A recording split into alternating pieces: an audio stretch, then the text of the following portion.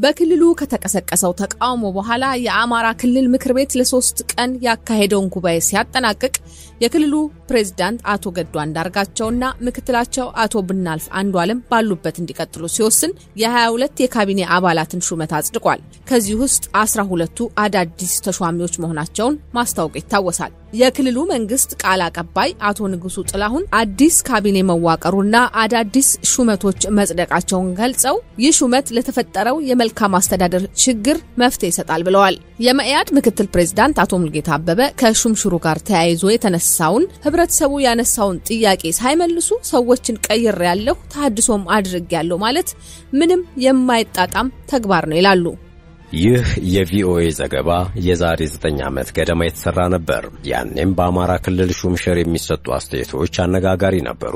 በወቅቱ አስተያየታቸውን የሰጡ የፖለቲካ ፓርቲ አመራሮችም ተቃውሞ ሲያሰሙ የክልሉ መንግስት የህዝቡን ጥያቄ ከመፍታት ይልቅ የፖለቲከኞቹን ሹምሽር ማካሄድን እንደ መፍትሄ ይቆጥረዋል በማለት በመተቸት ነበር የተናገሩት። የአማራ ክልል ከሌሎቹ የሀገሪቱ ክልሎች በተለየ ባለፉት ዓመታት በርካታ ርዕሰ መስተዳድሮች እንዲሁም ሌሎች የክልሉ ባለስልጣናት የተፈራረቁበት መሆኑ ይታወቃል። አሁን በስልጣን ላይ ያሉት አቶ አረጋ ከበደ ስልጣን በሚይዙበት ወቅት የአማራ ክልል በ5 ዓመት ውስጥ ነበር 6ኛውን ርዕሰ መስተዳድር የሾመው። በክልሉ የሚደረጉ ሹምሽሮች ዛሬም እንደቀጠሉ ናቸው። ከዚህ ቀደም በተደጋጋሚ በተመሳሳይ ውሳኔ በርካታ ባለስልጣናቱ ላይ ሹምሽር የሚያደርገው የአማራ ክልል አሁን ደግሞ በአንድ ጊዜ 35 ሰዎች ላይ ሹምሽርና የስልጣን ሽግሽግ አድርጓል። የአሁኑ ሽግሽግ የክልሉን ካቢኔ ሙሉ በሙሉ የመቀየር ወይንም ሪሻፍል የማድረግ ውሳኔ ይመስላል። ከነዚህ መካከል ዋና ዋና የሚባሉ የመንግስት ቢሮዎችን የሚመሩ የክልል ባለስልጣናት የተቀያየሩ ሲሆን የግብርና፣ ገቢዎች፣ ንግድ ቢሮና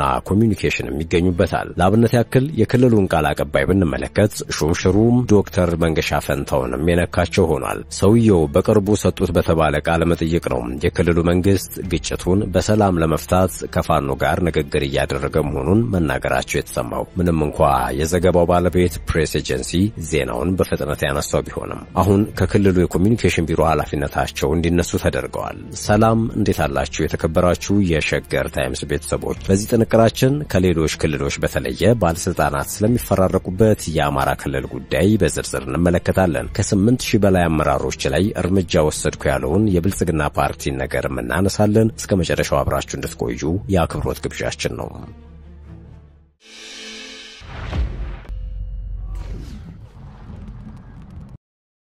ከሰሞኑ ከፋኖ ጋር ድርድር እየተደረገ ነው በማለት የተናገሩትን ባለስልጣን ጨምሮ በርካታ የአማራ ክልል አመራሮች ላይ ለውጥና ሽግሽግ ተደርጓል። ዶክተር መንገሻ ፈንታው የአማራ ክልል ኮሚኒኬሽን ቢሮ ኃላፊ የነበሩና በተደጋጋሚ ከክልሉ መንግስት ይፋዊ አቋም የተለዩ አስተያየቶችን ይሰጣሉ በሚል ሲገመገሙ እንደቆዩ ተነግሯል። አሁን ከኃላፊነታቸው መነሳታቸው ታውቋል። ከኃላፊነታቸው የተነሱት ከፋኖ ጋር ድርድር እየተደረገ ነው በማለት የሰጡት አስተያየት የክልሉን አቋም እንደማያንጸባርቅ ከተገለጸ በኋላ ነው እየተባለም ይገኛል። ዶክተር መንገሻ ፈንታው ለመንግስታዊው አዲስ ዘመን ጋዜጣ በሰጡት ቃለ መጠይቅ የክልሉ መንግስት ግጭቱን በሰላም ለመፍታት ከፋኖ ጋር ንግግር እያደረገ መሆኑን መግለጻቸው ውዝግብ አስነስቷል። ይሁንና ይህ አስተያየት የክልሉን መንግስት ይፋዊ አቋም እንደማይወክልና የግል አስተያየታቸው እንደሆነም ተገምግመዋል። በነገራችን ላይ ቃለ መጠይቁ ከሰዓታት በኋላ ከኢትዮጵያ ፕሬስ ድርጅት ገጽ ላይ እንዲወርድ ተደርጓል። የክልሉን ርዕሰ መስተዳድርን ጨምሮ ከፍተኛ አመራሮች ኃላፊውን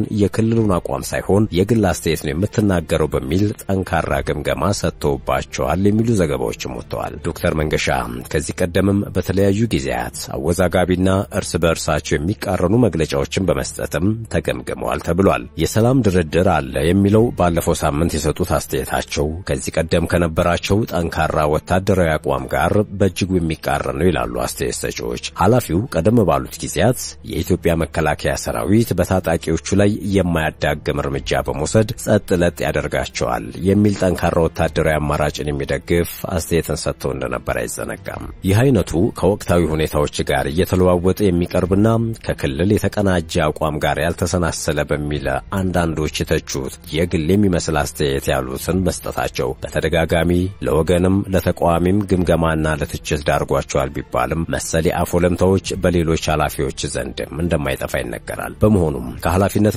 መነሳታቸው የሰላም ንግግርን በራሳቸው ከመናገራቸው ጋር ብቻ ሳይሆን በተደጋጋሚ ከሚሰጧቸው ያልተጠበቁና ከማዕከላዊ አመራሩ ጋር ያልተቀናጁ መግለጫዎች ጋር የተያያዘ ስለመሆኑም ይገለጻል። ከክልሉ ኮሚኒኬሽን ቢሮ ኃላፊነት ቢነሱም በገቢዎች ቢሮ ኃላፊነት ተመድበዋል። የዶክተር መንገሻ ፈንታውን ሽግሽግ አነሳን እንጂ አመራሮች በየጊዜው የሚፈራረቁበት የአማራ ክልል ለውጥና ሽግሽግ ያደረገው በአንድ ጊዜ 35 ሰዎች ላይ ነው። የአሁኑ ርዕሰ መስተዳድር አቶ አረጋ ከበደ በክልሉ በ5 ዓመት ውስጥ 6ኛ ርዕሰ መስተዳድር ሆነው እንደተሾሙ ይታወቃል። ያኔ ክልሉን ሲያስተዳድሩ የነበሩት ዶክተር ይልቃል ከፋለ የመልቀቂያ ጥያቄ አቅርበው ነው መባሉም አይዘነጋም። የአማራ ክልል ከሌሎቹ የሀገሪቱ ክልሎች በተለየ ባለፉት ዓመታት በርካታ ርዕሰ መስተዳድሮች የተፈራረቁበት መሆኑ ግልጽ ነው። እነዚህም አቶ ገዱ አንዳርጋቸው፣ ዶክተር አምባቸው መኮንን፣ አቶ ተመስገን ጥሩነህ፣ አቶ አገኘው ተሻገርና ዶክተር ይልቃል ከፋለ በቅርቡ የተፈራረቁ ናቸው። ዶክተር ይልቃል የክልሉን ርዕሰ መስተዳድርነት የተረከቡት በሆነ ወቅት የፌዴሬሽን ምክር ቤት አፈ ጉባኤ ከሆኑት አገኘው ተሻገር ነበር። በወቅቱም ርዕሰ መስተዳድር የነበሩት አቶ ተመስገን ጥሩነህ ለሌላ ኃላፊነት መታጨታቸውን ተከትሎ ለአማራ ክልል ምክር ቤት መልቀቂያ ማስገባታቸውን ተከትሎ ነበር አቶ አገኘውም የተሾሙት። ሰኔ 15 ቀን 2011 ዓመተ ምህረት በክልሉ ተፈጸመ በተባለው የመፈንቅለ መንግስት ሙከራ የክልሉ ፕሬዝዳንት የነበሩት ዶክተር አምባቸው መኮንንና ሌሎች የአዴፓ አመራሮችና የጸጥታ አካላት ከተገደሉ አንድ ወር በኋላ አቶ ተመስገን ክልሉን እንዲመሩ መደረጋቸው ይታወሳል። የክልሉ ምክትል ርዕሰ መስተዳድር የነበሩት አቶ ላቃ አያሌውም ክልሉን በጊዜያዊነት ለጥቂት ጊዜ መርተው ነበር። አሁን በአማራ ክልል የአመራሮች ለውጥና ሹምሽር ከመደረጉ ቀደም ብሎ ታዲያ ገዢው ብልጽግና ፓርቲ በመላው ሀገሪቱ ካሉት አባላቱ መካከል ወደ 9000 በሚጠጉት ላይ በስነ ምግባር ጉድለትና በአፈጻጸም ድክመት ምክንያት እርምጃ ወስጃለሁ ብሎ ነበር። የፓርቲው ምክትል ፕሬዝዳንት አቶ አደም ፋራህ ይህንን ያሉት በብልጽግና ፓርቲ ስራ አስፈጻሚ ኮሚቴ ስብሰባ የተሰጡ ውሳኔዎችን አስመልክተው ማብራሪያ በሰጡበት ወቅት ነው። አቶ አደም ላለፉት ወራት የፓርቲውን ተቋማዊ አቅም የሚያጠናክሩ ውስጥ ፓርቲ ስራዎች መሰራታቸውን ተናግረው በተደረገው ውይይትና በግምገማ ዕውቅና ለሚገባቸው ዕውቅና ተሰጥቶ ደከም ያሉት ላይ ደግሞ ተገቢውን የማስተካከያ እርምጃ ተወስዷል ሲሉ ተናግረዋል። በተለይም የእርምት እርምጃ ከመውሰድ አኳያ በአጠቃላይ 8613 በሚሆኑ አመራሮች ላይ የዲሲፕሊን እርምጃ እንደተወሰደና የተወሰደውን እርምጃም ሲያብራሩ አባላቱን ከኃላፊነት ከማንሳት ጀምሮ ሽግሽግ እስከ ማድረግ የሚደርስ ነው ሲሉ ተናግረዋል። ብልጽግና ፓርቲ ካደረገው የሥራ አስፈጻሚ ስብሰባ በኋላ በሺዎች በሚቆጠሩ አባላቱ ላይ እርምጃ መውሰዱ ከተገለጸ በኋላ ነው እንግዲህ በተለያዩ የሀገሪቱ ክልሎች አመራሮቹ ላይ ለውጦች እየታዩ ያሉት። ባለፉት ቀናት ከፓርቲው የሥራ አስፈጻሚ ኮሚቴ ውሳኔ ጋር በተያያዘ በሚመስል ሁኔታ የተለያዩ ክልሎች ኃላፊዎቻቸውን በማንሳት በአዲስም በመተካት ወደ ተለያዩ ቢሮዎችም የማዘዋወር እንዲሁም የማሸጋሸግ እርምጃዎች መውሰዳቸውን አስታውቀዋል። የአማራ ክልሉ ርዕሰ መስተዳድር አቶ አረጋ ከበደ አዲሶቹ ተሿሚዎች ኃላፊነቱ የተሰጣቸው የአመራራቸው ብቃት፣ የሥራ ልምድ፣ የትምህርት ዝግጅትና ስነ ምግባራቸውን መሰረት በማድረግ ነው ይላሉ።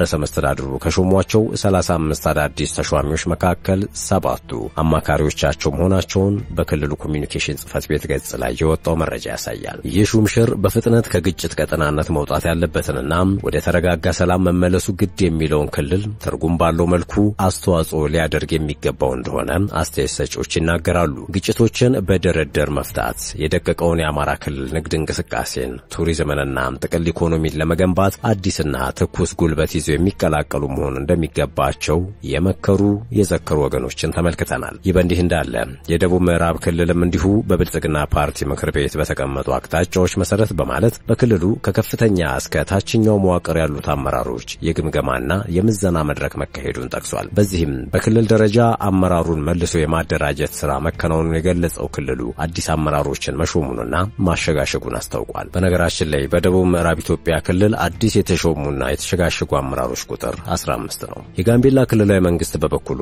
በ2017 በተደረገው አመራር ምዘና መሰረት የክልሉን ሰላምና ልማት ማስቀጠል እንደሚችሉ ታመነባቸው ያላቸውን 66 አመራሮች ሹመት እንደሰጣቸው ሽግሽግም እንዳደረገላቸው አስታውቋል። የአመራር ለውጥና ሽግሽግ ከተካሄደባቸው ክልሎች መካከል አንዱ የሆነው ደቡብ ኢትዮጵያም እንዲሁ ከጥቅምት 10 2018 ጀምሮ ለውጥ ማድረጉን ገልጿል። በዚህም በክልሉ ያሉ 11 ቢሮዎች አዲስ የአመራር ሹመትና ሽግሽግ መደረጉን አስታውቆ ከዚህ ውጭ ያሉት ግን ባሉበት እንዲቀጥሉ መወሰኑን ገልጿል። ስነ ምግባርና የሥራ አፈጻጸም ብቃትን መሰረት በማድረግ ተካሄደ የተባለው ሹመትና ሽግሽግ ይፋ የሆነው በሀገሪቱ በየ5 ዓመቱ የሚካሄደው ምርጫ 7 ያህል ወራት ሲቀሩት ነው። የብልጽግና ፓርቲን ሥራ አስፈጻሚ ኮሚቴን ስብሰባ ተከትሎም በተለያዩ ክልሎች ውስጥ የተካሄደው የአመራር ለውጥ ወደፊትም ተጠናክሮ እንደሚቀጥል የፓርቲው ምክትል ፕሬዝዳንት ተናግረዋል። በተመደበበት ቦታ በተሰጠው ኃላፊነት ህዝቡን በቅንነት በታማኝነት የማያገለግል የሥነ ምግባር ችግር ያለበት በብልሹ አሰራር ውስጥ በሌብነት የተዘፈቀ ላይ እርምጃዎች ይወሰዳሉ።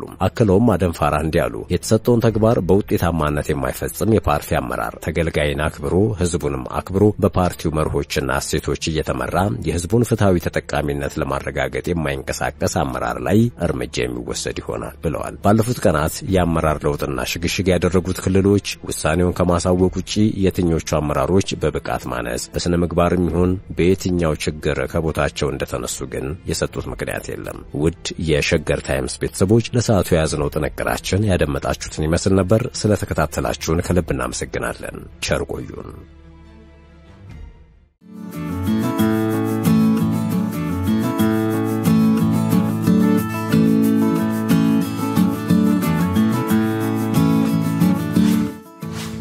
ሸገር ታይምስ ሚዲያን ሰብስክራይብ በማድረግና ደወሉን በመጫን ይከተሉን።